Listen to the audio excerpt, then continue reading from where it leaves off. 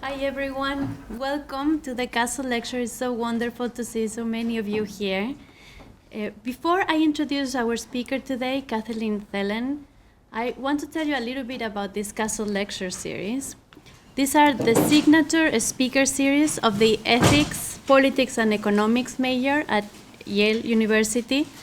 These lectures aim to promote awareness of the ethical challenges and complexities of societies, and they're also meant to foster robust dialogue about the moral foundations of society and government. The series was established in 1988 when Mr. Castle made a generous gift to Yale in honor of his ancestor, Reverend James Pierpont, who founded the Collegiate School of Connecticut in 1701. This name might be familiar because this school then became renamed after its main benefactor, Yale University. So we're grateful to Mr. Castle and his family for the contribution to EP&E and to Yale College more generally. Our speaker today is Kathleen Thelen, Ford Professor of Political Science at MIT. Her work focuses on the origins and evolution of political economic institutions in rich democracies, and she's the author, among others, of Varieties of Liberalization and the New Politics of Social Solidarity, How Institutions Evolve, and she's co-editor of American Political Economy, Politics, Markets, and Power. During her career, she has received many awards for her insightful work. And because of time constraints, I'm not going to go through the whole list. I'm just going to mention a few of the most recent ones. She was awarded the Aaron Wildavsky Enduring Contribution Prize, the Michael Endres Research Prize, the Barrington Moore Book Prize, the Woodrow Wilson Foundation Award of the APSR, among many others. She holds honorary degrees at the Free University of Amsterdam, LSE, the European University Institute in Florence, and the University of Copenhagen. Professor Thelen has served as president of the American Political Science Association. She has also been chair of the Council for European Studies and the president of the Society for the Advancement of Socioeconomics.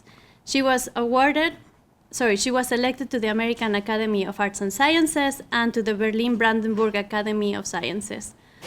Finally, she's a key figure in the Consortium of American Political Economy, a recent network of scholars that examine the United States' distinctive mix of capitalism and democracy. And fitting with the consortium's mission, in today's talk we're going to hear about American retail capitalism and the origins of the Amazon economy. The format of this lecture will be that Professor Thelen will speak for about 50 minutes, and then we're going to open up for questions and, from the audience. So please join me in welcoming Professor Thelen.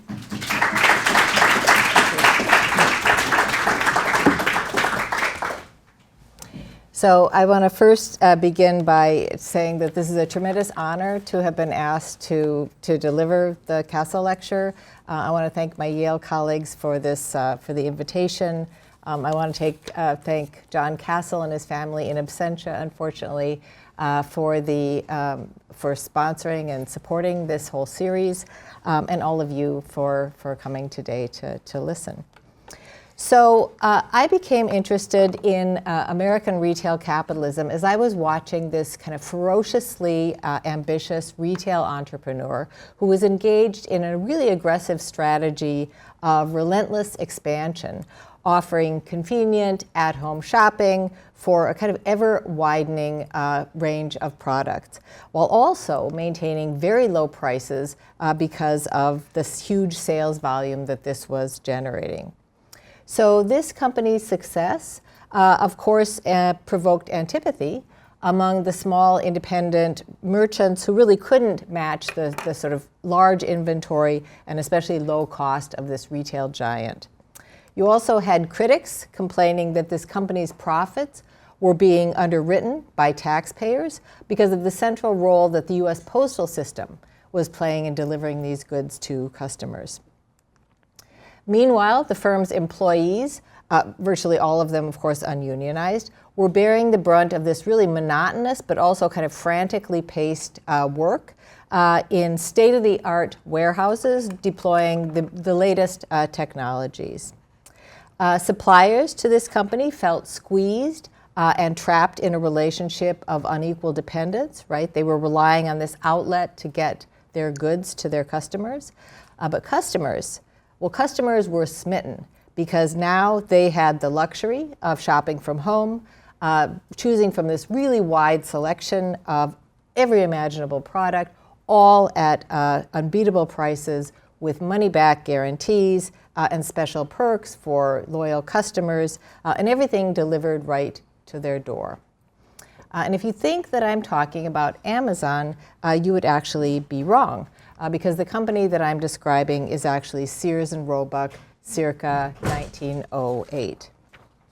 So it was these parallels between the business strategies of Amazon today and those of Sears over a century ago that really sparked my interest in retail capitalism in the United States. Okay, so I'm a comparativist. I'm a Europeanist. But the American case is really important for students of the political economy of the rich democracies like myself, because the US is really seen as the kind of quintessential consumer society. Consumption, and by extension retailing, is just widely recognized as absolutely critical to sustaining this country's demand-driven growth model. So it turns out that retailing and distribution is a substantively very important sector across really all the rich democracies. It accounts for between 10 and 15% of jobs across really all the OECD countries, which actually puts it very close to manufacturing. It's even higher in the United States. As you see, in 2003, the number of Americans working in retail actually surpassed the number working in factories. And in the last couple of decades, retail really passed manufacturing as kind of the leading force in economic growth in the United States. So in terms of employment, large discount retailers specifically are by really big margins the biggest employers in the United States. And big retailers, as you see here, really just don't play the same sort of central role in employment in other countries. And even though European retailing has been kind of moving toward the American model on some dimensions, I think it's fair to say that the US really still stands out in some important ways. First off, as you see in this figure, as I hope you can see, the US just has way more retail space per capita than Europe. And that's a function, of course, of these huge shopping centers that you find in most American suburbs. What you see on the right here is the famous Mall of America in Minnesota, which has over 500 stores and over 20,000 parking spots. But the outsized presence of these retailers is also a function of these big box discount retailers like Target and Walmart that are really ubiquitous in the United States. According to Forbes, 90% of Americans actually live within 15 minutes of a Walmart. And of course, these places are basically always open. So one of the biggest differences to Europe is that shopping hours are simply far more regulated in most European countries. And then last but not least, these huge low-cost retailers are actually really popular in the United States. So this is on the left is a sort of the results of a survey from 2019, which shows that Amazon counted as America's best loved brand. And as you see, a lot of these other big retailers are not very far behind. On the right, I confess that's not the most scientific study in the world, but basically when asked which companies they love, usually Germans are going to go for their car companies. So the central role played by retail and these big discount retailers specifically within the US seem to be one of the most distinctive features of the American political economy. And so I set out to try to explain how we got here. So what do we know about the politics of retailing? There's really a lot of, I would say, wonderful work on consumer culture and on consumer credit mostly by economic historians, also by sociologists. But almost all of this work is focused on a particular slice of time, namely the post-World War II period, And most of this work, or almost none of this work, is on retail. It's on consumption and consumers, but not on retail specifically, which is my focus. So economists and management scholars who have studied retail have tended towards sort of apolitical explanations for the success of these mega retailers. Right? It's a story about the size of the American market, about technological or organizational innovations on the part of these kind of brilliant entrepreneurs that allowed these companies to grow to dominance. Chandler would be kind of the classic on this, but there are also more recent examples of this as well. So unsurprisingly, I'm a political scientist. The argument that I've developed is more political. I want to argue that mass retailers in the United States were not simply responding to market opportunities, they were creating them. And they were creating them by exploiting regulatory gaps as they grew in scale and scope.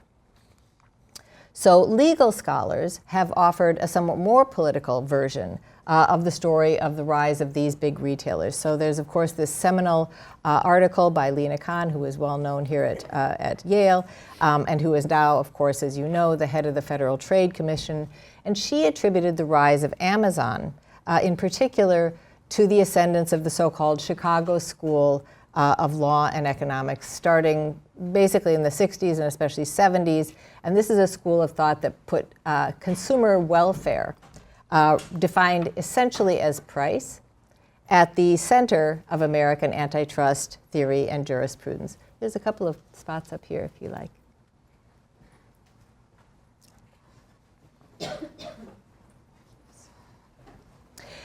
So clearly the rise of the Chicago School has been very important.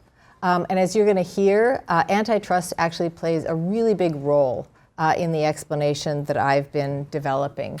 But where I part ways with at least that strand of legal scholarship is that I want to show that the changes of the 1960s are actually really just the latest chapter in what is in fact a much longer story, one in which large retailers have basically always enjoyed an extraordinarily privileged position within the American antitrust regime.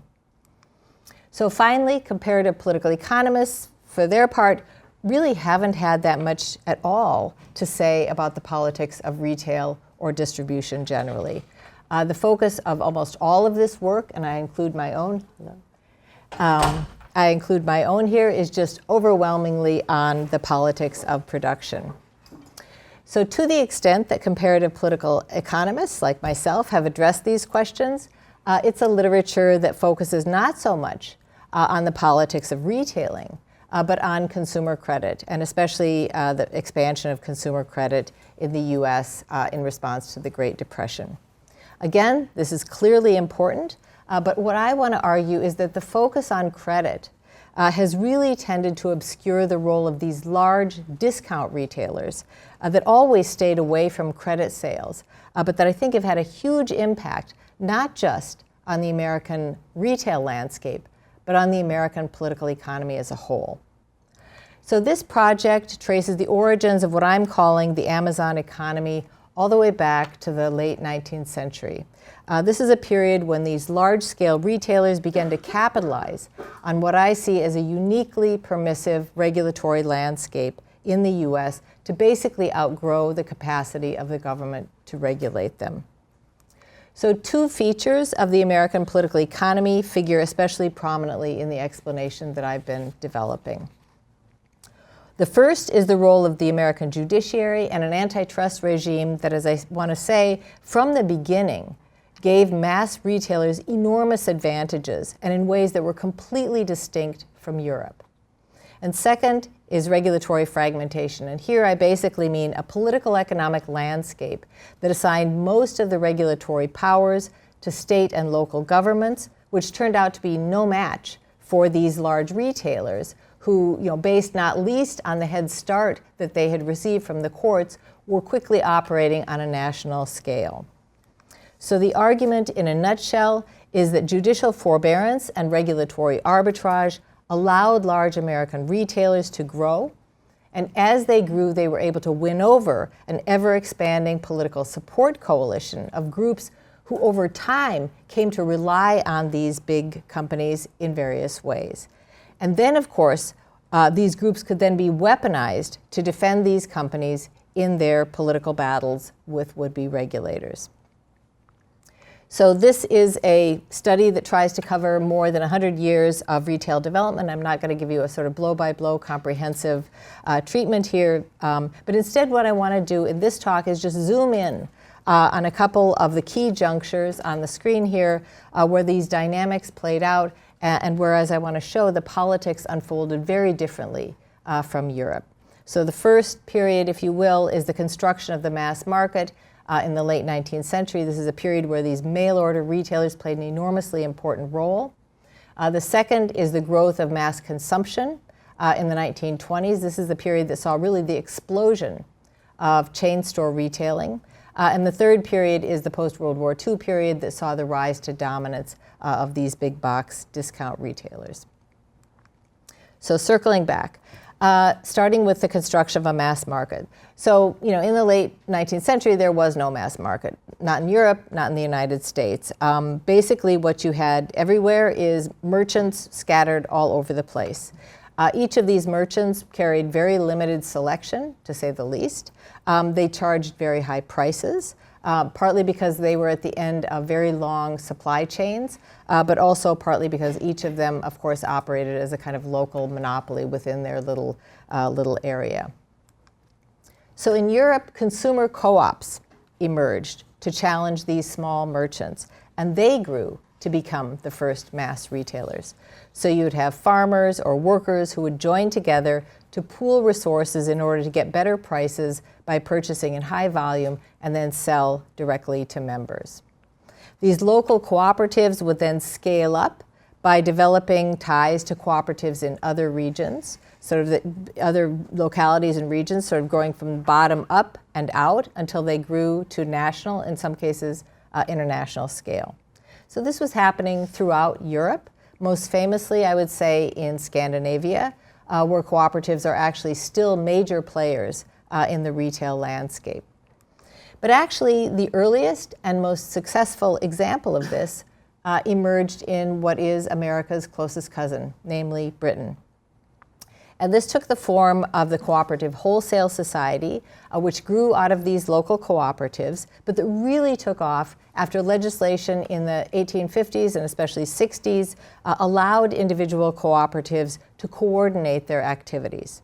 Okay? And so that is what allowed for the formation of a national society, a co-op of co-ops, if you will, that became, grew to become the biggest retailer, not just in Britain, but in the world by the end of the 19th century.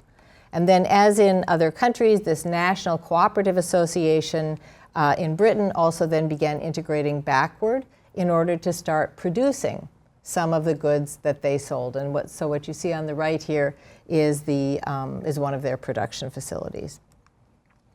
So similar cooperative ventures were also getting founded in the US in the late 19th century. So some of you, of course, will know about the Grange movement and its successor, the Farmers Alliance. These were important in American history as the main organizations that farmers developed to advance both their economic interests, but also to channel their political grievances. And these were, of course, associations that became hugely important in the populist revolt against monopoly power in the late 19th century. So starting in the 1860s, these local Grange chapters organized themselves into cooperatives, both to try to secure higher prices for their own goods, but also to try to pool orders to secure lower costs for their members on consumer goods. Unlike in Europe, though, these efforts were not really met by state support or even forbearance. In fact, even as cooperatives in Europe were really flourishing in this period, they failed to thrive and grow in the United States. And one of the bigger obstacles that they faced was this fragmented and fractured and far less congenial legal landscape. So it's a complicated story, but the short version of the story is that unlike in Europe, there was no national legislation in the late 19th century that could clarify the legal standing of these cooperatives and that expressly sanctioned their activities. This was getting decided in the courts. And while courts in some states saw no problem with these cooperatives, especially starting in the 1880s, courts in other states began to view the kind of joint marketing and distribution that really stood at the center of the cooperative project as price fixing and thus running afoul of common law prohibitions against conspiracies in restraint of trade. So at this point, sometimes state legislatures would step in and pass a law trying to exempt these cooperatives from prosecution, but federal courts often took a pretty hard line on this and struck down some of these state laws as unconstitutional, either on grounds of equal protection or after the Sherman Antitrust Act of 1890 as violations of federal antitrust laws. And this is, of course, paradoxical because these agrarian interests had provided a great deal of the impetus behind the Sherman Antitrust Act, which was supposed to be directed against the J.P. Morgans and Rockefellers of the world, but which often came to be deployed against their own cooperative associations. So the failure of those ventures then provided a huge opening for private corporations to basically move into this space, because individual companies that organized all these marketing and distribution functions internally were, of course, outside the scope of these antitrust laws. There's no collusion, no conspiracy if you're within a single private entity or company. So Montgomery Ward was really the first one to kind of open the vast consumer markets of the American West and South, but it was this guy, Richard Warren Sears, who really came to dominate this market. And so he moved in with an extraordinarily aggressive strategy of very high volume sales, very thin margins, very low prices, and on a really insanely wide range of products. So when it was founded in 1886, the Sears catalog, if you want to call it a catalog, was just a one-page flyer.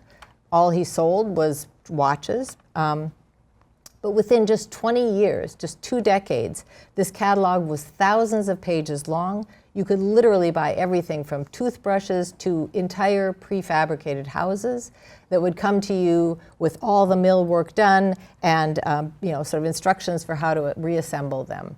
Right? So it was sort of like ordering an IKEA chair or something like that. Some of these Sears houses are actually still standing in the American Midwest. Many of them are in Illinois. You can visit them. So the expansion of these companies across the U.S. would not have been possible had it not been for the way in which they were able to exploit existing public infrastructure for private purposes. And here the U.S. postal system played an absolutely critical role, because this is what provided these companies not just with a subsidized means of getting their catalogs and their goods to this widely dispersed rural population, but also, I would say, much more importantly, local post offices were able to serve as a critical intermediary in the financial transactions that these companies were having with their customers. So as I said, in Europe, these cooperatives had grown kind of from the bottom up and out, right, through federation. So they had local branches all over the place. They could sell things for cash, or they could let people run a tab. Montgomery Ward and Sears, of course, by definition, did not have retail outlets, and moreover, virtually all of their rural customers were unbanked. They had no bank accounts. They were operating basically on a cash or barter economy. So how are you going to do these long-distance sales? Well, you could, of course, send cash through the mail, but as you know, if you've seen American Westerns, stagecoaches were constantly getting, that were carrying the mail were constantly getting held up, which is why this guy has his hands up in the air. So none of this actually would have been possible without the money order system that the U.S. postal system offered. So this was a service that the government had introduced earlier, and for completely different reasons, in the Civil War, in order to allow Union soldiers basically to get their money back home safely. But these retailers were able to repurpose this service to serve as a critical financial intermediary in their transactions with customers. And just to give you a sense of how much a company like Sears, for example, depended on the infrastructure of the U.S. postal system, here are the instructions from a Sears catalog from 1908. It says, If you live on a rural mail route, just give the letter and the money to the mail carrier, and he will get the money order at the post office and mail it in the letter for you. So this is how America's first mass retailers were able to reach and win over millions of customers who now had access to this unlimited range of standardized consumer goods and at prices their local merchants could not hope to match. And once they had this loyal, I would say more or less captive consumer base, they could also mobilize them as a powerful ally in their political battles. And one of the most important of those battles was to secure legislation to expand postal services to carry more and bigger packages, so parcel post. This is something that's obviously of clear value to Sears, but very much opposed both by the big express companies that you otherwise had to pay to transport all those goods, and by the small merchants that Sears was, of course, putting out of business at this time. So when legislation on parcel post was being considered, mass retailers actively weaponized their rural consumers, among other ways, encouraging them to basically blanket Congress with petitions, which they did. And so what you see on the right here is that petitions in favor of parcel post spiked at precisely the moments when Congress was considering legislation to fund this service. And those were coming from exactly these areas. So when it came time for the vote, virtually all of the support that carried this legislation came from Democrats in the rural South and West, which is what you see in the dark blue here. These were exactly the areas that relied virtually entirely on mail order companies in order to link them into this national market. Parcel post then ushered in a kind of golden age of mail order. Sears saw its sales increase 5-fold in just the first year of parcel post. Montgomery Ward, as you see, was not far behind. So in this first period, these large mail order companies enjoyed extremely favorable treatment under American antitrust. They proceeded to grow by exploiting and repurposing public infrastructure for private ends. And American farmers, of course, who otherwise were battling big business, they did not battle these companies. They, in fact, welcomed them with open arms because it liberated them from these high-priced local markets, bringing them a kind of world of exotic new consumer goods. This then sets the scene for the explosive growth of these chain stores in the early 20th century.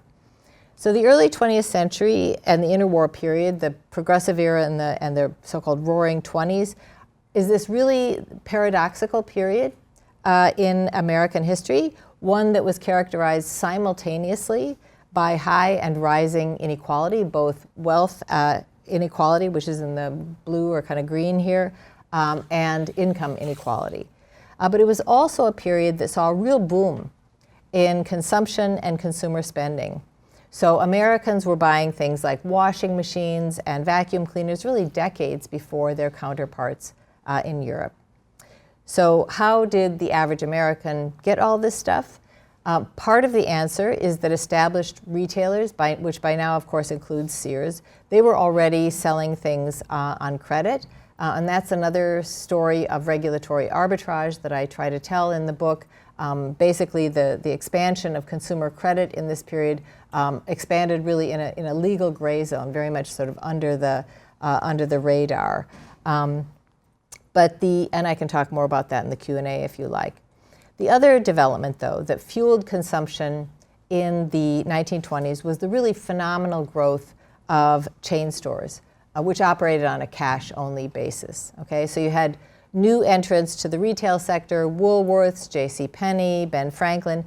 They did not offer credit. They were competing exclusively on price. So these chains grew extraordinarily rapidly in just these 10 years. So just 10 years. I put some figures on the screen just to give you a sense of the explosion of these chain stores in this period. What you also see at the bottom of the screen is that the numbers in Europe are much lower. So where variety chains already were accounting for nearly a quarter of retail turnover in the US. They were only accounting for 7% in England and under 2% in other countries on the continent. And this was in large part because these kinds of operations were encountering much stiffer headwinds in Europe. In other words, the politics were again playing out very differently on the other side of the Atlantic. So these conflicts centered on two issues. One was resale price maintenance arrangements, and the other was special taxes on large retailers. And I just want to talk briefly about each of these in order to underscore the differences to Europe at the time. So resale price maintenance arrangements involve contracts through which manufacturers commit retailers to charge a specific, usually minimum, price for their goods. So this is promoted by manufacturers of patented goods who want to protect the reputation of their brands. But of course, small retailers also love these arrangements because if everybody had to charge the same price, this would relieve them of price competition from these larger, more efficient producers. So in that sense, resale price maintenance kind of reflected or maybe created a kind of alliance between brand manufacturers and small merchants on one hand against these larger low-cost retailers who at the time were already advocating specifically, explicitly, the right for what they called the right to cut prices. So resale price maintenance contracts were perfectly legal and indeed widespread in Europe throughout this period, throughout the interwar period, and indeed well into the post-World War II period. Mostly they survived until the 1960s. In Germany, resale price maintenance was only banned in 1974. And this too goes back to this different approach to competition policy because unlike in the US, courts in Europe in the early 20th century were adhering to the principle of freedom of contract, but including recognizing contracts that under American law would have been considered anti-competitive. So resale price maintenance arrangements were not just legal in European coordinated market economies, this you might expect, but also in Britain. Again, a fellow liberal market economy and also one that shares America's common law tradition. So the organizational vehicle through which these arrangements operated was the British Proprietary Articles Trade Association.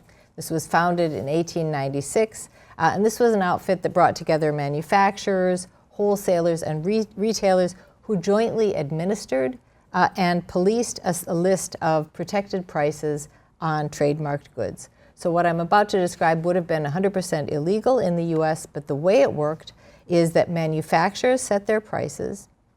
Retailers would then monitor those prices. They would notify the association if some retailer was found to be undercutting that price, and then the association would collectively enforce the manufacturer's price by putting that retailer on a so-called stop list. And being on the stop list then obliged all other association members to stop supplying that firm, or that retailer.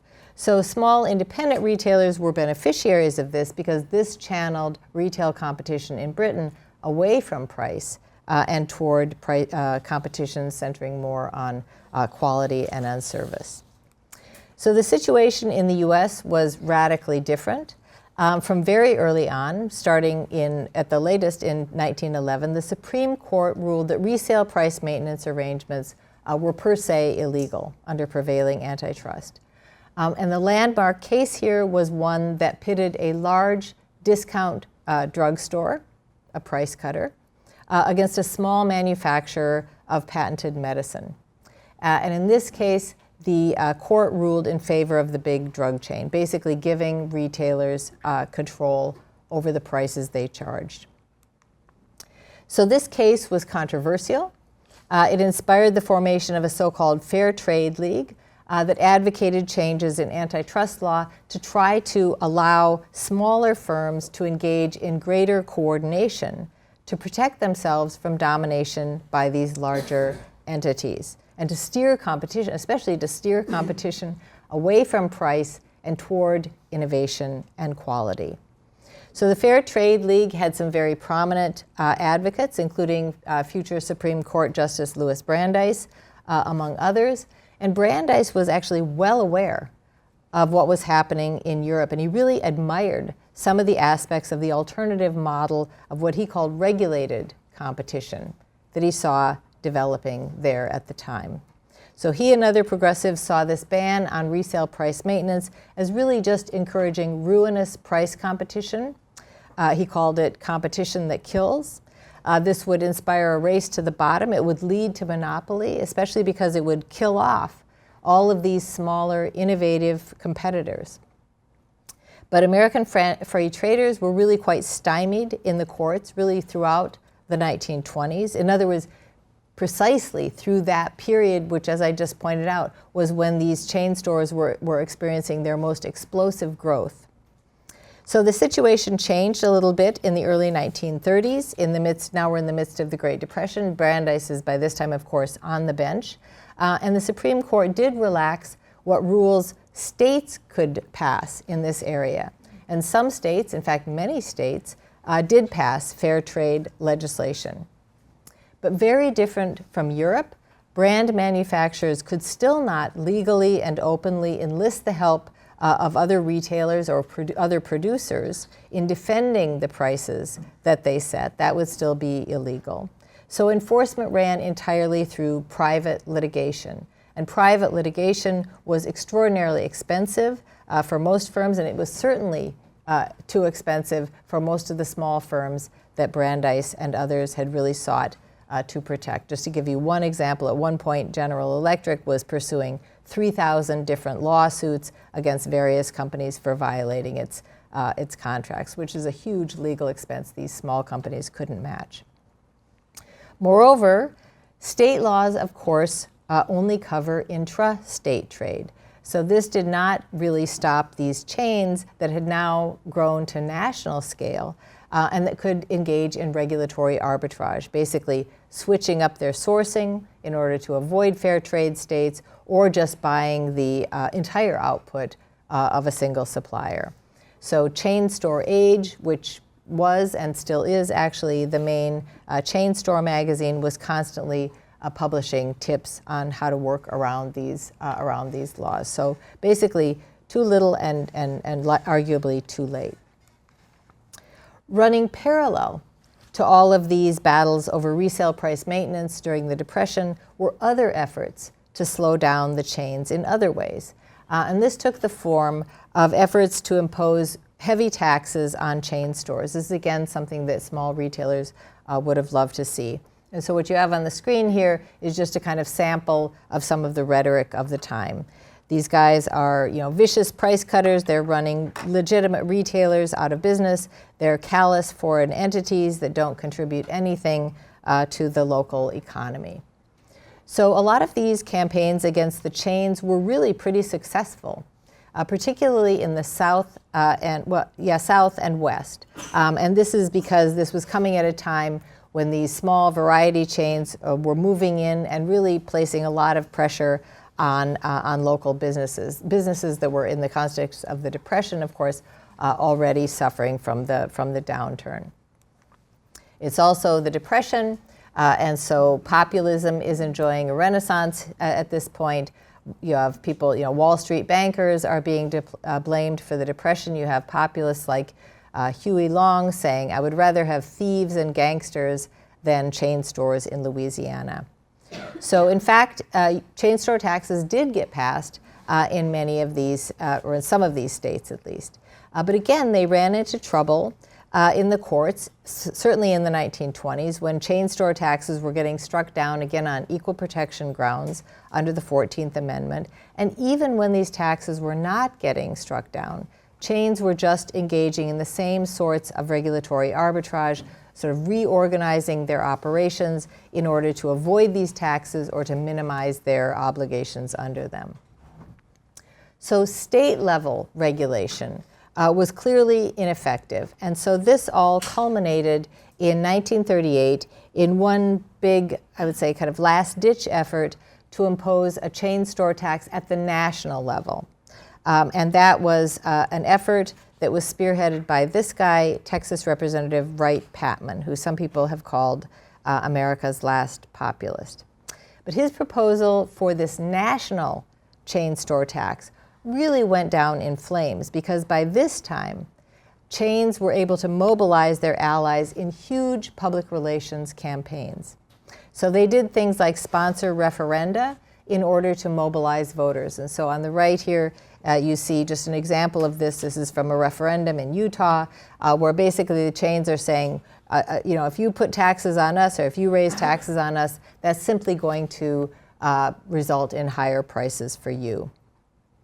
So by the time it came time to consider Patman's legislation, a whole bunch of groups kind of came out of the woodwork to defend the chains. So you had farmers and farm organizations turning out in the congressional hearings to defend the chains, because in the meantime, they had come to depend on these grocery chains as an efficient way to distribute their products, and also and especially to unload periodic surpluses, which was, of course, a big problem for American farmers. You had manufacturers, even the manufacturers who had previously fought the chains on prices, now they climbed on board because they were, of course, extremely capital intensive, and so now this economic downturn had sort of taught them to appreciate the kind of flexibility, the kind of predictability that these large retailers provided, because they ordered in very large volume and well in advance. And finally, consumers were basically hooked on the chains. Consumers in the U.S. have historically been represented by women's clubs, by women's groups, and so women's groups also turned out in the congressional hearings to defend the chains as a kind of go-to source for low-cost goods. So by the late 1930s already, just a few years after it had gotten going, this chain store taxation movement was now kind of spent. Now you had states repealing their chain store taxes. Now, in fact, you had states often competing to have these lower cost retailers locate in their jurisdictions. And so this is an article from the New York Times from 1939. Here's a national survey that was fielded in 1938, just when this national chain store tax was being considered, and people were asked, well, what do you think would be the best policy toward the chain stores? And basically what you see here is that now most Americans thought that they should be left alone to, quote, make what profits they can, rather than tax them extra, and certainly not to get rid of them entirely, which had been Patman's objective there. So again, the politics of retailing in the 1920s and 30s in the US were really strikingly different from Europe. Large retailers had already benefited from this enormous head start by virtue of this ban on resale price maintenance. And once they were operating on a national scale, they were able to really work around whatever state laws were getting it passed in this fractured, fragmented regulatory landscape. And again, as they grew, they were assembling this ever-expanding kind of support coalition that they were mobilizing whenever they faced a new regulatory threat. So finally, and very briefly, to the post-World War II period, this is, of course, the period that saw the kind of full flowering of America's consumption-driven growth model. This is the period that's really famous for the boom in consumption, largely as a result of government-sponsored housing loans, at least for white middle-class families. This is the period that saw the growth of these suburbs and these suburban malls that I was talking about at the beginning. But even as these new suburban shopping centers were reconfiguring the geography of shopping, you had disruptive new entrance to the retail sector that would really redefine the temporal bounds of shopping as well. So as I mentioned at the outset, despite some liberalization, really in general, shopping hours in Europe are simply a lot more regulated than they are in the United States. You have shorter days, but also in particular, you have a lot more restrictions on Sunday shopping. And actually, that was the case in the US as well. Sunday shopping was really not a thing in the immediate post-World War II years. Shops were generally closed. But all of this started falling apart in the 1960s with the arrival of these very disruptive new discounters. So you had a bunch of kind of small operations that flamed out pretty quickly. Those are the ones on the left, like Corvettes was one of the most famous of these. But this is also the period that saw the founding of some of these bigger, more durable chains. And so Kmart and Walmart and Target, all three of those were actually founded in the same year in 1962. And all of these discounters, they were challenging established retailers not just on price, though of course, absolutely on price, but also simply by staying open, both evenings and also on Sundays, which at the time, again, was not a thing.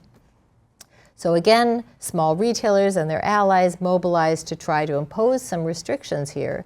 They were joined by religious groups often. They were actually also joined by some of the big department stores because department stores, of course, had higher staffing and therefore higher labor costs, and they weren't interested in having the extended hours. But again, you get the same basic story.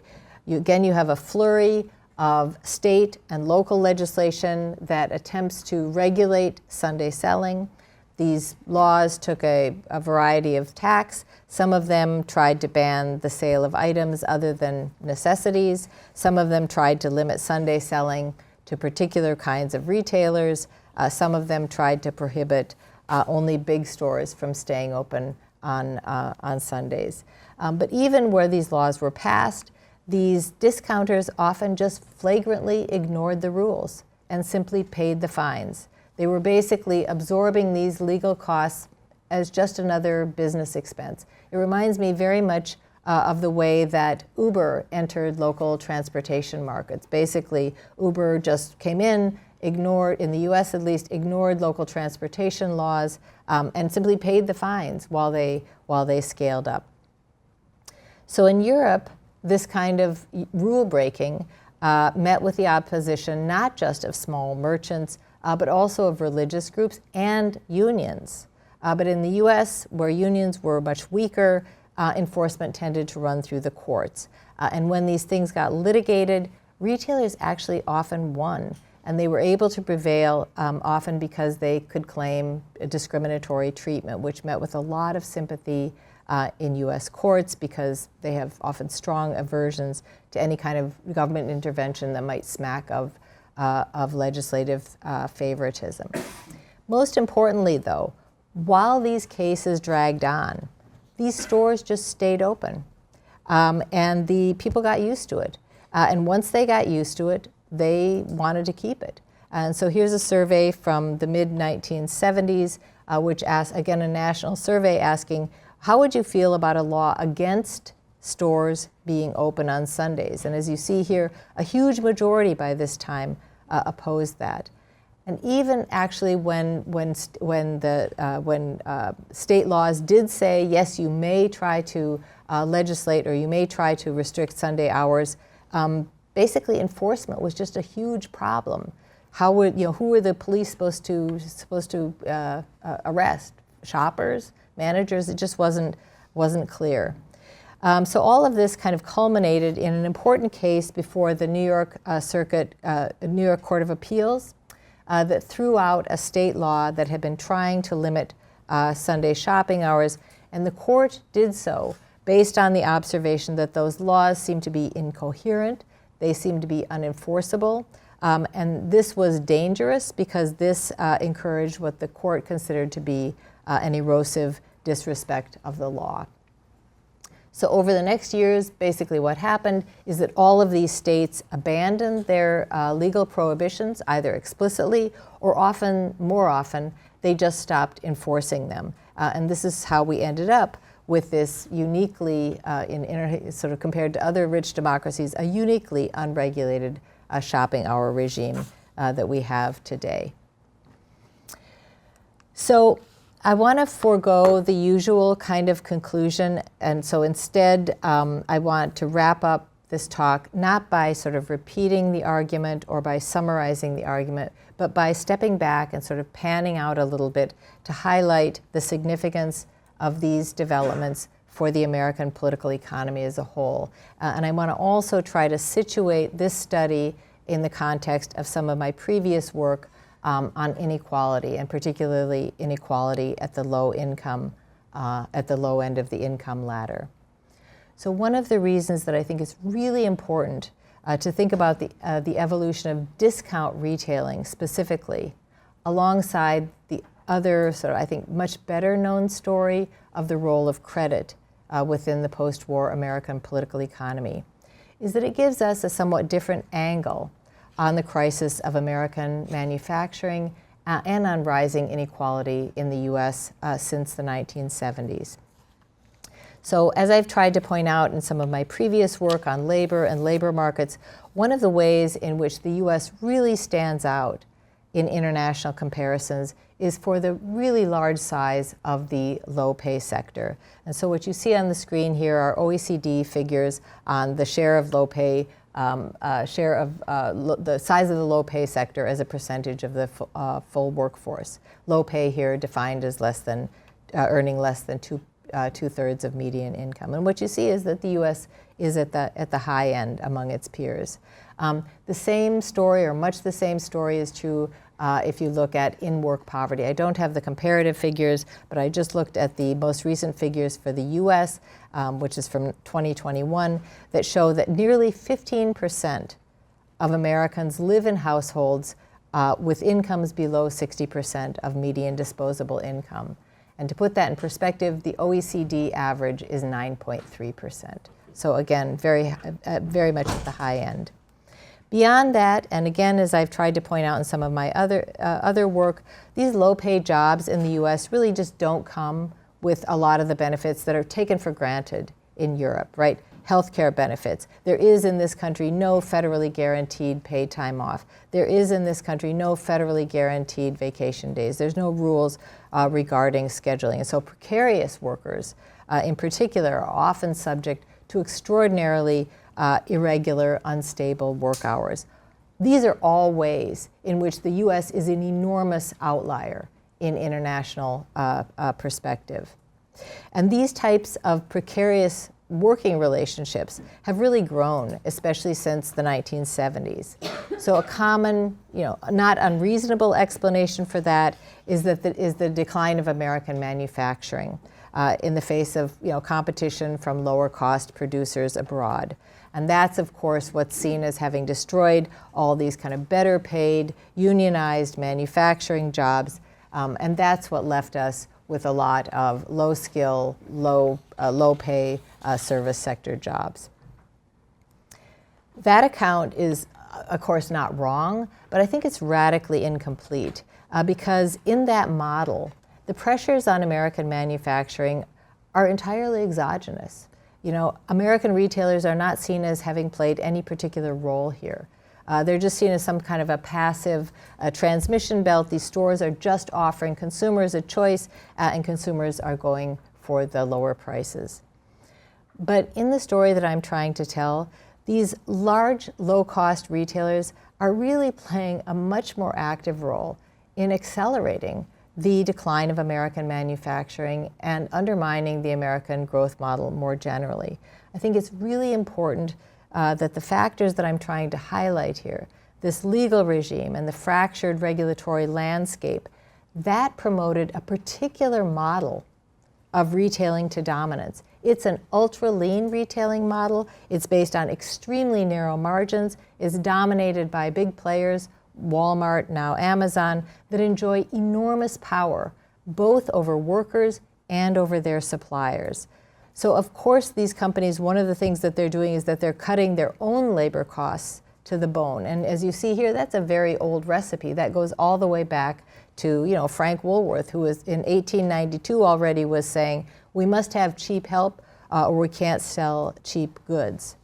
And as you see, I put some figures here, as you see, retail workers in the US themselves make up a very significant share of this American precariat that I was talking about. Over 3/4 of them fall in that low-wage category that I just showed you. Fully 15% of them qualify for Medicaid. According to a recent study, 2022 study from the Government Accountability Office, Amazon and especially Walmart are among the top employers whose workers depend on SNAP benefits, what we used to call food stamps. Beyond their own labor model, though, these dominant discounters have also been extraordinarily aggressive in forcing the manufacturers and the vendors who supply them to accept ever narrower margins and therefore to cut their own costs. So Walmart is, of course, famous for using its dominance to extract extremely low prices from its suppliers, many of whom rely really very heavily on this single company for a huge share of their total sales. And these are pressures, of course, that in the 1970s, these producers began passing on to workers. First in the form of, first by moving to the non-union South, and later by outsourcing or subcontracting with lower cost producers abroad. And similarly today, of course, Amazon is able to extract really high fees from many of the third-party sellers who are literally existentially reliant on this platform in order to reach their customers. And what makes these companies hard to regulate, especially in the US, is that just as in the past, all the while they're actively cultivating this large, loyal customer base. So Prime membership globally is now up to about 200 million. Fully more than 3/4 of them are Americans. That may be not so surprising, it's an American company. But what did surprise me is that fully 2/3 of all online shoppers in the United States, and that's a lot of people, are Amazon Prime members. So you begin to get a kind of normalization of these relationships and growing popularity as more and more people come to kind of depend on these services and start to think that it's perfectly normal to expect these low-priced goods to be delivered to their door by many of these precarious workers that I was just talking about, delivered within, used to be 48 hours, now it's 24, increasingly it's in some places same-day service. And then once you're in this cycle of low margins and low wages, you also then begin to have this population of low-income workers who rely on these low-cost retailers to make ends meet, right? So in this context, these large discount retailers have paradoxically kind of become part of the infrastructure of the lives of many citizens, and not just for the low prices that they offer, right? For people like me, or probably most of the people in this room who have, pretty good pay, very flexible jobs, we may prefer to shop at our local stores. That's my local bookstore on the left there. But for people with low incomes, people who work really long hours, sometimes 2 jobs, people who have no paid time off, no vacation days, and certainly can't pay the high cost of daycare, for people like that, and that's a really large share of Americans, it's not an option necessarily to shop around at a lot of smaller specialty stores. It may seem more realistic just to go to some big box store at whatever time of night and day and buy everything you need at this low price, kind of all in one go. Finally, it's not just consumers who have come to rely on these big retailers. So when the pandemic hit, European countries mobilized their healthcare infrastructure in order to administer vaccines, right? In the US, what happened? In the US, the government turned to these big retailers, CVS, Walgreens, and Walmart, as kind of a key part of the essential infrastructure to vaccinate the public. So Walmart played a really central role in reaching rural communities that are otherwise completely underserved by the American healthcare system. They played a big role in reaching low-income groups that, again, lack the paid time off that you might need to visit a clinic during the day. You could go to Walmart at 10 p.m. and get your shot. These are things that Americans kind of take for granted or don't think that much about, but they are highly anomalous to Europeans. I mean, my European friends were shocked to hear that I got one of my shots at a Walmart, right? So my point is absolutely not to celebrate these big discounters. I hope I've made eminently clear that I'm a critic, particularly of their labor model. I just want to point out that the US is in a very deep equilibrium here, one that is, I think, sustained not just by the popularity of these big retailers, though that too, but also really by the infrastructural role that they have come to play in the lives of many citizens. So thank you very much. I'm looking forward to your questions.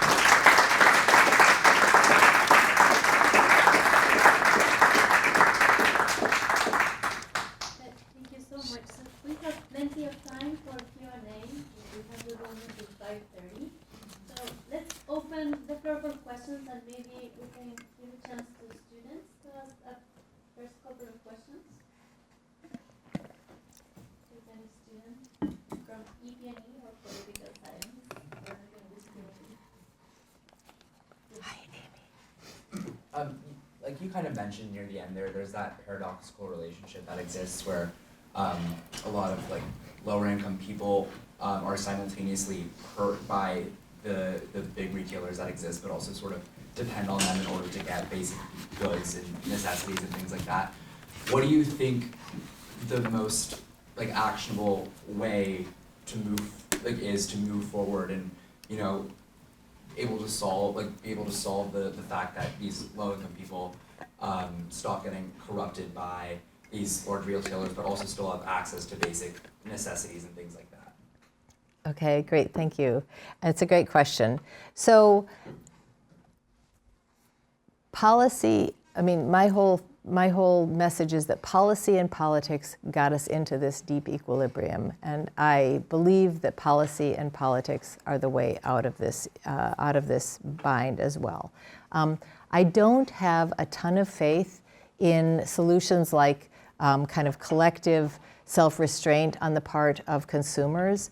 I think sort of everything, all the work that I've ever done on platforms, this and other kinds of platforms, doesn't give me a whole lot of faith that just sort of asking consumers to sort of like don't do it isn't going to get us very far.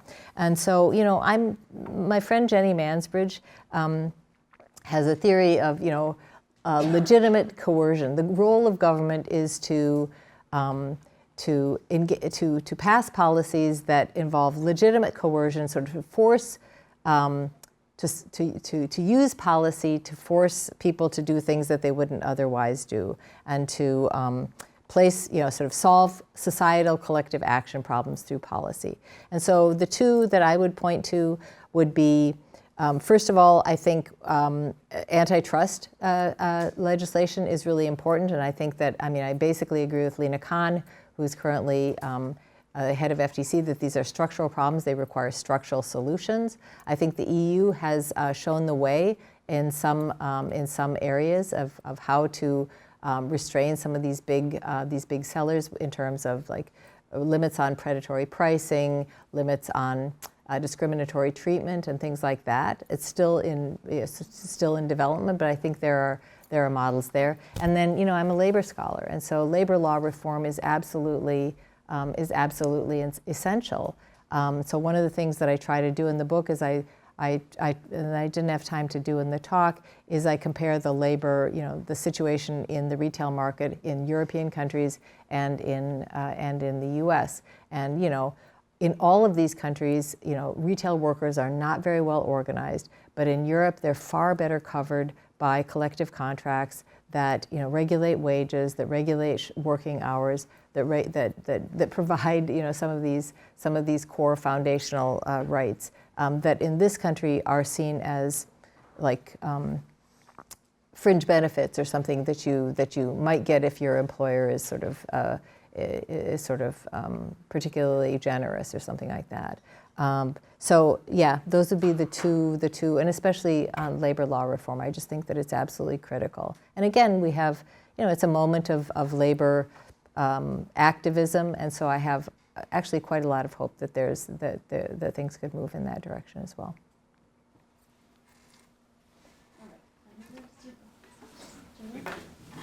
So returning to the point you made about political mobilization and the ability of these retail retailers to kind of leverage their essential services to generate goodwill that they can call upon in moments of potential regulation. I'm wondering if you think that contemporarily we're kind of running up against the limits of that, and that it seems like the capacity of corporations to kind of in that way leverage public support against regulation seems reduced, and that kind of challenges to both in terms of, like, for example, antitrust, but also in terms of labor organizing.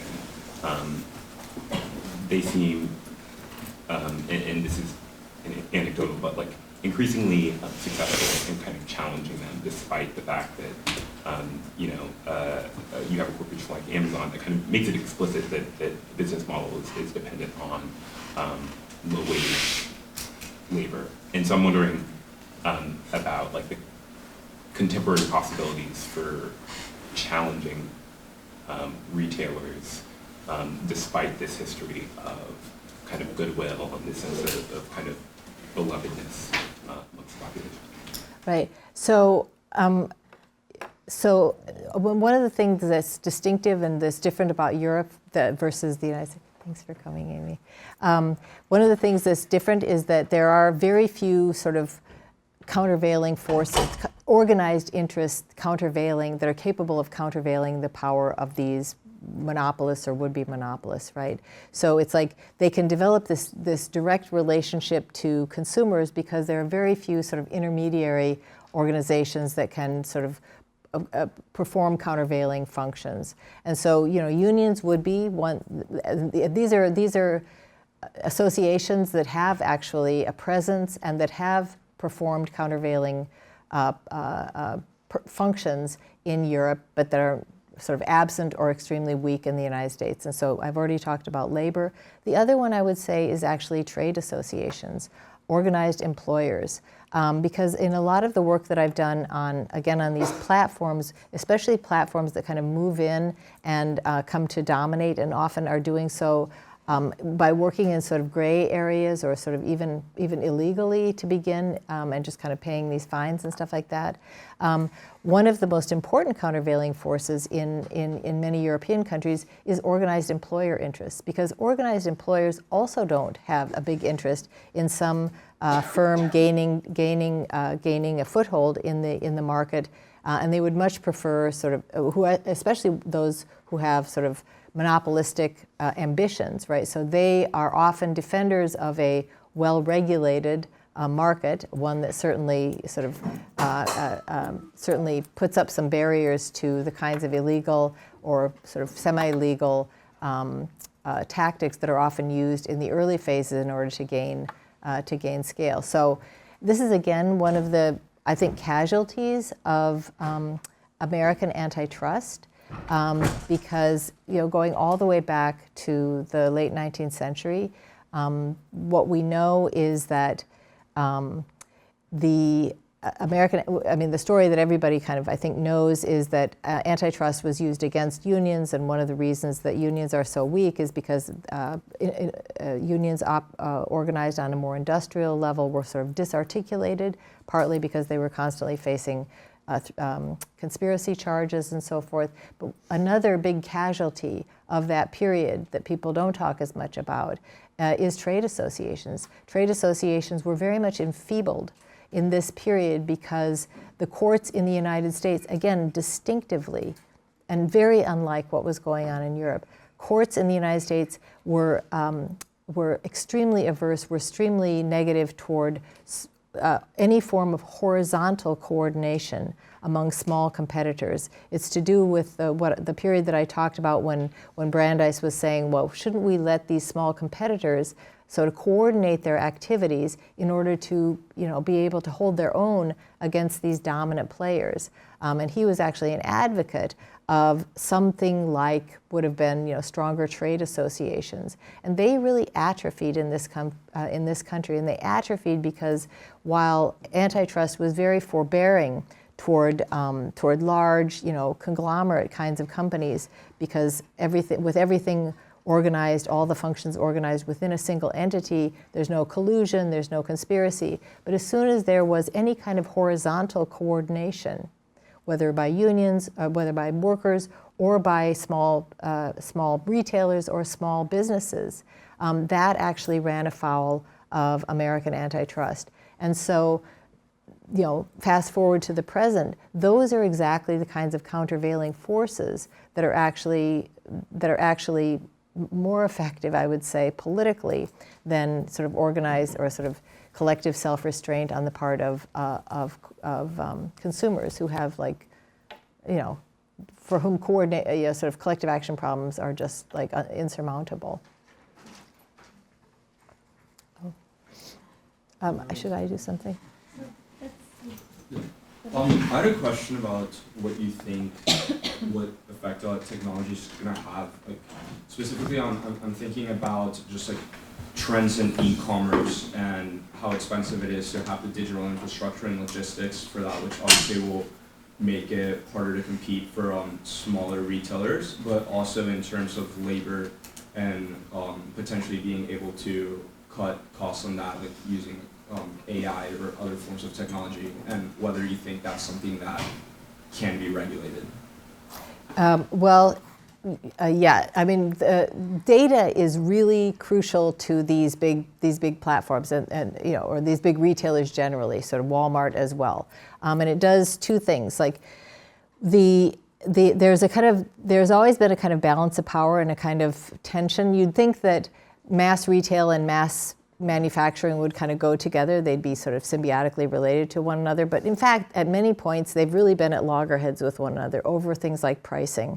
And so the balance of power has shifted very much in favor of large retailers who now have the data to be able to dictate to their suppliers. They know when, what is selling at what price in combination with what other things in what locations. And so they're able to really use that to dominate the suppliers and vendors that they get the goods from. So the data, the use of technology, that's something that has really redounded to the benefit of these big retailers. And the same thing with labor. Brescian Rogers has just written a wonderful book on the way in which these big companies, not just Walmart and Amazon, although those two also, is used to surveil workers, is used to control workers, and is used to sort of speed up, sort of accelerate work in various ways that is coded in the United States under current antitrust, or at least Chicago School antitrust thinking, as efficient, but that is in fact extraordinarily exploitative. And so far, I would say that the data, that the technology has operated to tilt the balance of power further in favor of retailers, both vis-a-vis manufacturers and vis-a-vis workers. Can you do something about that? Yeah. And again, I mean, I hate to keep saying, but the EU is actually doing some stuff in that regard that protects, that sort of places some limits on the extent to which these big retailers can use their access to data in order to, I don't know, cannibalize. Like for Amazon, there's a rule that limits their ability to cannibalize their third-party sellers. Like Amazon has this strategy where if they see something, because they have the data, if they see something is selling particularly well, they'll jump in and do an Amazon basic knockoff of that product. And so there are some limits on that. And similarly, one of the things that is pretty foundational to labor law in most of Europe is limitations on the use of data to surveil workers. Certainly not. You certainly can't surveil them when it comes to organizing activities, and you also can't surveil them in terms of their sort of the everyday pace of work. So again, I think so far it hasn't worked that way in the U.S., but that's again politics could re-equilibrate things at least a little bit.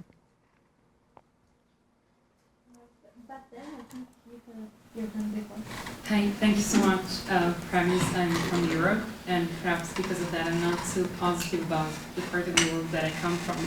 And I'm wondering whether you you think that Europe will be going in the same direction of the US? Because while like we obviously have a very strong welfare state, in certain countries of the European Union, in particular in the South, we are so severely underpaid that we necessarily have to rely on big retailers.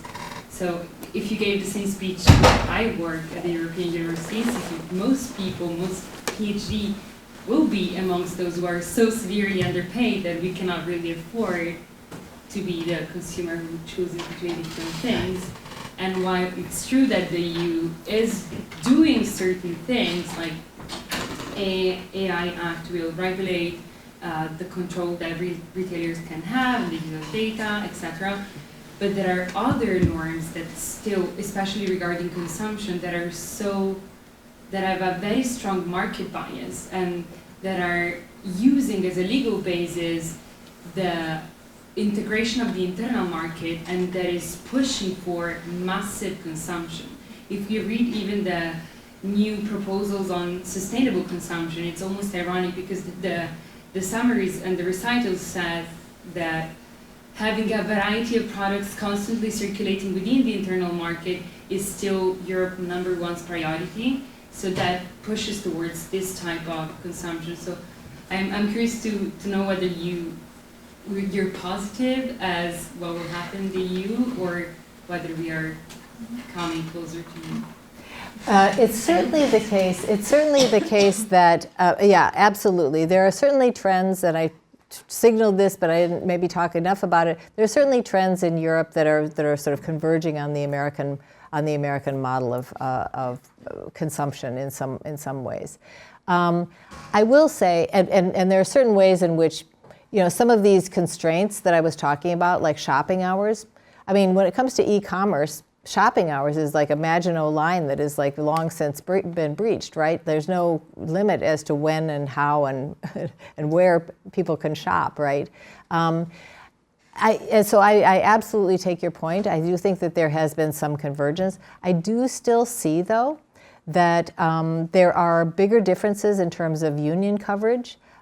Even, like no other country do workers have to organize on a firm-by-firm basis, right? You have more encompassing collective bargaining agreements. You have a stronger welfare state, and so there's a more solid floor, I would say, partly because the reservation wage, you just can't pay people 2 cents in order to perform certain tasks, where the floor in the United States, so far at least, has been just much lower.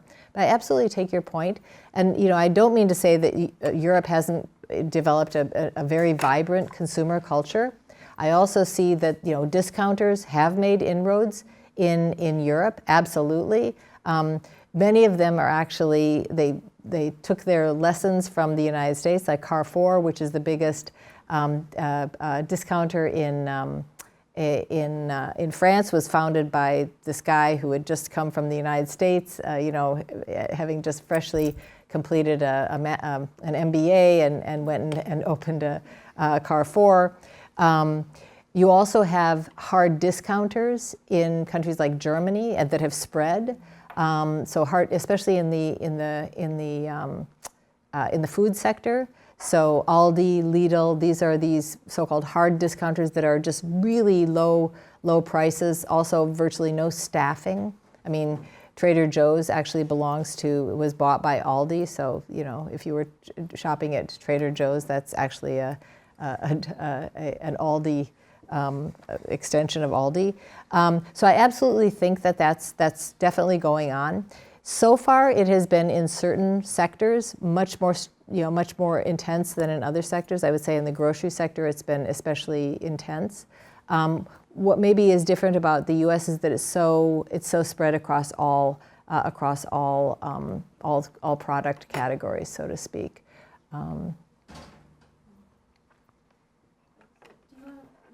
Should I? Anybody? Both students. Yeah. Professors. So, let's see. Ian? Yeah, so I found this really fascinating. I just wonder if there isn't a missing piece in the sort of that goes to uniqueness of the Amazon business model, which is, I mean, my reading of the history is sort of the big box stores, the Walmarts and the Sears and the Woolworths. They put out neighborhood stores, and they also curtailed a lot of small manufacturing and small services. So, you know, the neighborhood hardware store would also fix people's shoes and cut keys. All of that stuff went to the Walmarts and so on. And Amazon is putting the big box stores out of business, right? I mean, it's the Toys R Us, it's the Sears, those are the people that are being shut down by Amazon because they are strictly retail. And you see it where they go global as well. So if you look at like India, where Walmart tried to go into India, they ran into a lot of opposition from very small suppliers and suppliers of retail services and manufacturing. Amazon is a huge success in India very quickly because they're almost like, eBay. I mean, all these little suppliers can just sell on Amazon. And so it does seem to me it's a different, maybe this is just yet another stage or something, but it does seem like there was this piece not there in your talk. So why don't you have to say about that? Yeah, so I should have talked more about Amazon since it was so prominent in the title. So that's the piece that everybody I think thought knows, but in fact to link it up is important. First of all, just Walmart also famously flamed out of the German market, and partly because of labor. They couldn't get they weren't cooperating with labor, and labor wasn't going to cooperate with them. So Amazon is the next phase of this, so to speak. And one of the things that I try to point out is that there's a way in which, people think that Amazon is like this whole new phenomenon. And there are certain ways in which what Amazon is doing is totally different from these previous big box stores. Like big box stores, they're big, but ultimately the selection is limited to the amount of shelf space that they have. Amazon has no such boundaries, right? That's one thing. The second thing is that no walk-in. Well, that's the other thing. It makes purchasing frictionless. It's totally frictionless, especially if you get your product in the buy box. Then literally, if you press the button, then the product is on the way. It also is very distinctive in the sense that, in order to get into these big box stores, your product already has to be popular, right? You can't get space on an Amazon shelf unless you already have a following, whereas in Amazon, it's sort of what they call long tail retailing. It's like they could sell even the most obscure things, the most niche product that only one person wants. They could sell used things right alongside new things. So there is in all those ways, there's something really quite new about Amazon. But what I also am trying to emphasize in this book really is that there's so much of this strategy that really draws on a very old playbook.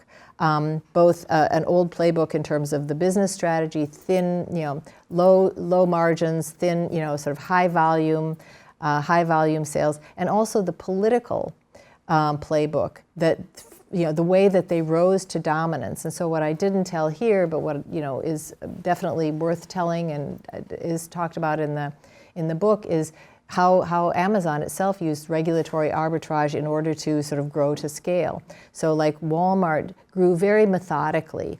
He found, Sam Walton founded a store here, and then he would, circle that store with a few others and kind of build out from there. The Amazon model was completely different. It was much closer to Amazon, just scale up as fast as possible, blanket the country, and profitless growth for a long time.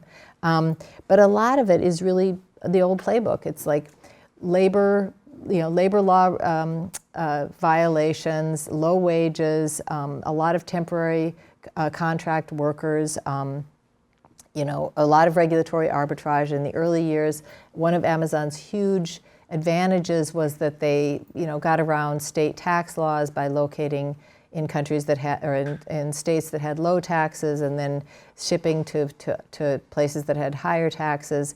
I mean, the Supreme Court finally closed that loophole, but sort of like the story that I'm telling, it was way later. By that time, Amazon had grown to scale, and by that time, they had a lot of people who had come to organize their shopping habits around this retailer. So I do want to say that there is something that Amazon is not something out of brand new, and the technology is interesting and everything, but a lot of what they're doing is really kind of goes back to old strategies. And I mean, like Sears back in the day, they had the high-tech warehouses, and what was high-tech at that time? Well, it was pneumatic tubes that sent messages around the factory, and now it's just now it's robots and pickers, and so I want to kind of play around with the strand that really, how we got to this kind of crescendo of Amazon, and who knows if Amazon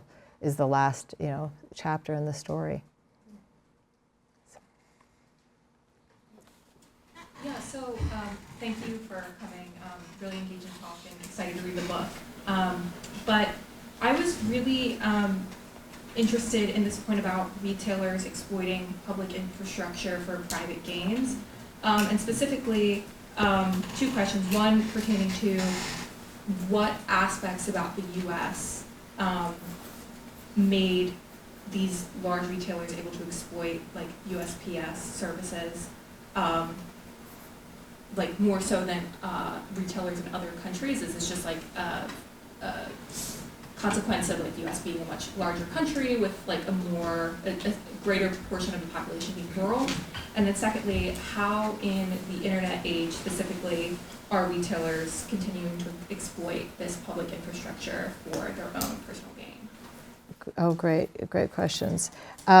So take the USP, the Postal Service question first. So these cooperatives that I was talking about in Europe, they often also had credit unions attached to them, and those credit unions were a source of capital also to grow the co-ops. Credit unions in this country were basically boxed out until 1921 was the first time you got any credit union at the state level, and it was in Massachusetts, and they were boxed out by state bankers, state-level bankers who didn't want the competition.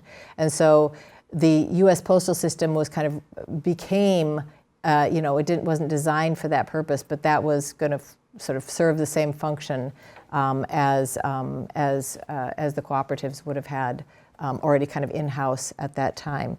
And how do they continue to exploit public infrastructure? I would say a lot of ways. One is just this dependence on food stamps and SNAP benefits, and the dependence on public social benefits, right? That underwrites a low wage economy. You don't have to pay workers if they, you don't have to provide benefits if you're there. It sort of lowers the floor, and those low wages are in effect subsidized by public social benefits. And the other way is, like just the infrastructure of the entire infrastructure. Like Walmart, for example, depends enormously on trucking, right? And they were huge beneficiaries of the deregulation of trucking. Again, it was something that they didn't cause, but they certainly promoted the deregulation of trucking, which used to be a very unionized sector, and that over time became completely deregulated, such that the salaries of truckers are now really basically subsistence wage salaries. And so, the public infrastructure, Walmart depends entirely on the highways and these truckers that are delivering all these goods, or independent contractors who are dependent on sort of these government programs to support their families. So, I mean, those are just a few of the ways. Time for maybe one more question.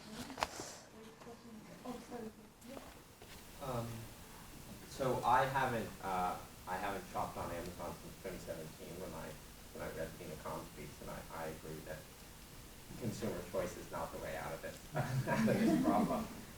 But I was wondering, when you were talking about kind of solutions, it seems to me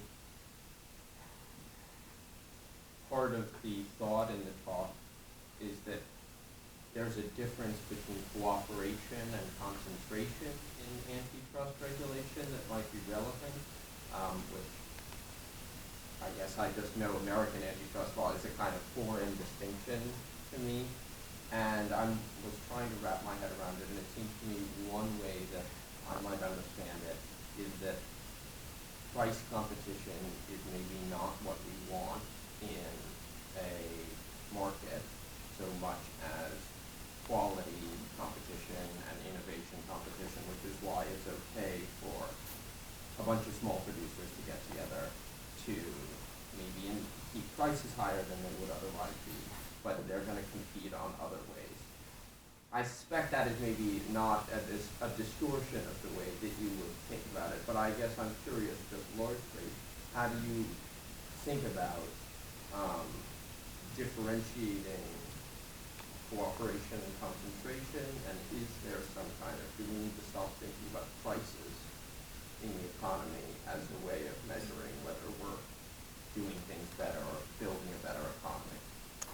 So that's a great question. It's a complicated question, but the short answer is prices, shouldn't be the only metric, because when you think about consumer welfare, you could even think about, innovation, quality, et cetera. And these are all things that are valued differently in other countries. I will say, and I have a paper on this if you want more, but there is a really important difference between there's antitrust breaks out into two things, just crudely, that are pretty distinct. One is like, what is the attitude toward vertical concentration, so mergers and things like that, and vertical dominance, or the ability of big, powerful companies to dominate more, sort of those players that are reliant on them. And then there's horizontal coordination. In general, and this, I'm going to sort of say this very crudely, but it's more complicated than that. In general, American antitrust has always been extremely strict against any form of horizontal coordination. That's where Europe has always been different, and it remains different, despite the fact that European antitrust has evolved a little bit in the direction of the US. On many forms of coordination among non-dominant players are seen as competition enhancing rather than per se illegal, okay? Vertical, the US has always been kind of forbearing on vertical restraints, right? And so now all of the attention, or a lot of the attention in sort of revising antitrust law in this country, I think it's good, but it focuses almost exclusively on the issue of abusive dominance. And I think that's absolutely a half of the picture, but the other half of the picture would be to talk about greater forbearance vis-a-vis in terms of coordination among non-dominant players, because I think that is actually really important. Unless you think that the government can do all of this on its own, I really think that the growing countervailing forces is really quite crucial to kind of sustaining competition over the longer run. So, but there's more to be said. Thank you so much, Dr. Thelen, for this very insightful lecture, and everyone for